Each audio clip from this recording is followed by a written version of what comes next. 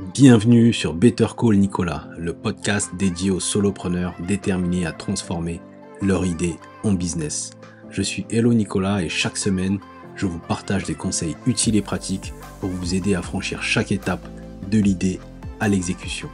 Que vous soyez au tout début de votre aventure ou déjà bien lancé, ce podcast est fait pour vous donner les outils et l'inspiration nécessaires pour réussir en solo.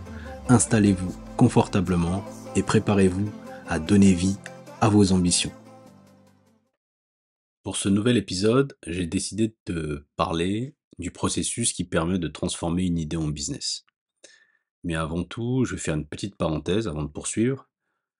J'ai décidé de te tutoyer désormais dans ce podcast et non plus te vouvoyer suite au dernier échange et feedback que j'ai reçu suite à mes premiers épisodes. Et je vais le faire pour créer une meilleure connexion, une meilleure proximité entre toi et moi. Ceci étant dit, je reviens à mon sujet initial. Pour transformer une idée en business, il y a deux phases importantes. Il y a une phase d'exploration et une phase d'exécution. Dans la phase d'exploration, l'idée c'est que quand on a une idée, on part d'une opinion personnelle. On se dit, voilà, j'ai cette idée-là, je pense que elle va plaire à certaines personnes et qui vont être en mesure de l'acheter. Et que cette idée-là, je vais être en mesure de la produire, de la fournir à mes clients de telle façon. Cette idée-là va me rapporter tant. Et donc, comme c'est une opinion, il est important d'aller dans la réalité, donc se confronter aux clients ou potentiellement à ses fournisseurs afin de vérifier si notre idée de départ est bonne.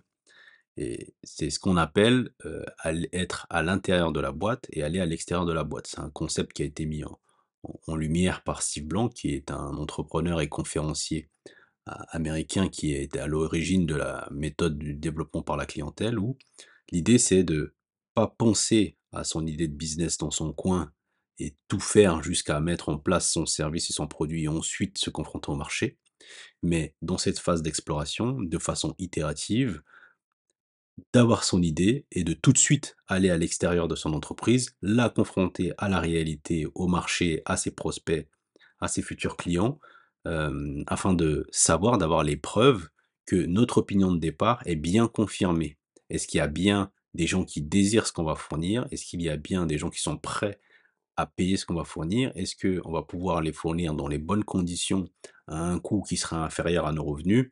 Donc c'est tout ça qu'il faut faire. Ça veut dire qu'il y a de façon itérative un switch qui se fait entre notre réflexion à l'intérieur de la boîte, donc personnel en tant que solopreneur, et le fait d'aller à l'extérieur, de vérifier avec euh, les différents partenaires et les prospects si notre idée est bonne ou pas. Donc c'est ce switch qui est important de faire dans cette phase d'exploration, dans cette phase itérative, justement pour avoir la preuve que nos suppositions, que nos hypothèses, que nos opinions sont bonnes.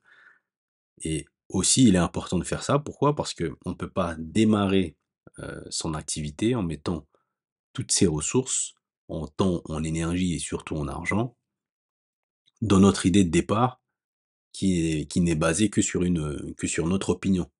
Donc le fait de le faire de façon itérative, ça permet aussi d'avancer petit à petit, avec confiance, pour être en mesure de, petit à petit aussi, de façon crescendo, d'allouer de plus en plus de ressources à l'idée, parce qu'on a de plus en plus de preuves que cette idée est businessable, que cette idée va faire mouche.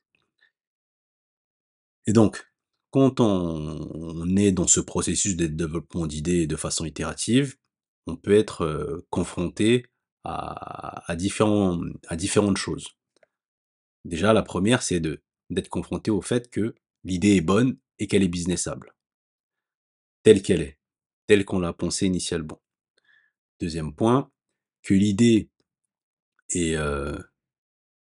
en l'état pas bonne, donc il faut mieux vaut arrêter. Et troisième point, que l'idée est bonne, mais elle doit être soumise à différents ajustements pour qu'on puisse poursuivre, pour qu'on s'adapte mieux à la clientèle. Donc voilà brièvement tout ce que l'on est amené à réaliser dans cette phase d'exploration, qui peut durer un certain temps. Donc après la phase d'exploration, il y a la phase d'exécution, et la phase d'exécution se poursuit lorsque on a bien pivoté, donc on a réalisé les ajustements nécessaires, ou lorsque, en fait, on a la confirmation que notre idée de départ était bonne. Et dans cette phase d'exécution, c'est qu'on va mettre à exécution notre idée de business telle qu'elle a été confirmée. Beaucoup de doutes et de risques ont été levés, et on va dire qu'on arrive en vitesse de croisière où, notre business tourne, on a des clients, on maîtrise nos coûts, le business est viable et rentable.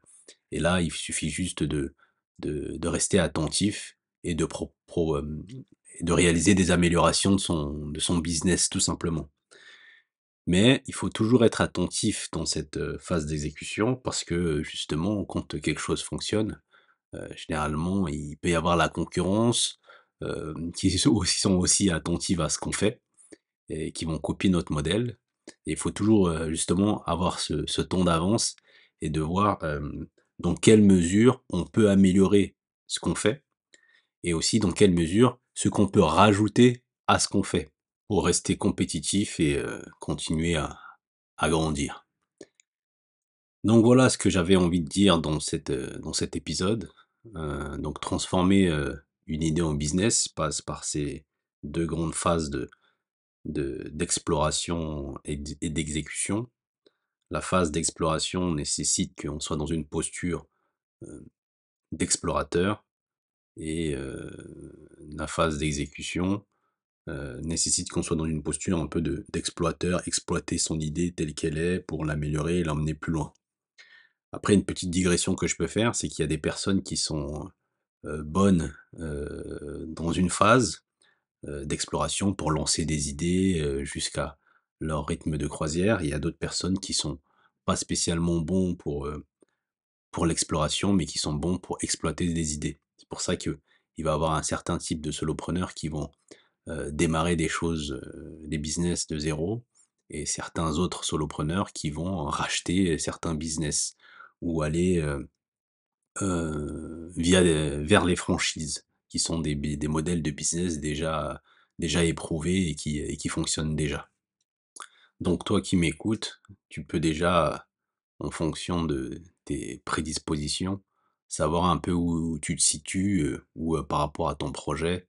C'est une idée que tu as toi, ou une idée, d'une tierce personne ou d'un autre, que tu aimerais, recopier ou en tout cas reprendre, pour pouvoir justement faire ta propre aventure, de solopreneur. Donc merci de m'avoir écouté, jusqu'au bout de cet épisode. J'espère que tu as trouvé des informations utiles qui vont t'aider à avancer dans ton parcours. Si tu as apprécié, n'hésite pas à liker, à laisser un commentaire et t'abonner, mais surtout, partage ce podcast avec d'autres personnes qui pourraient l'apprécier, d'autres solopreneurs qui pourraient, trouver des choses, intéressantes.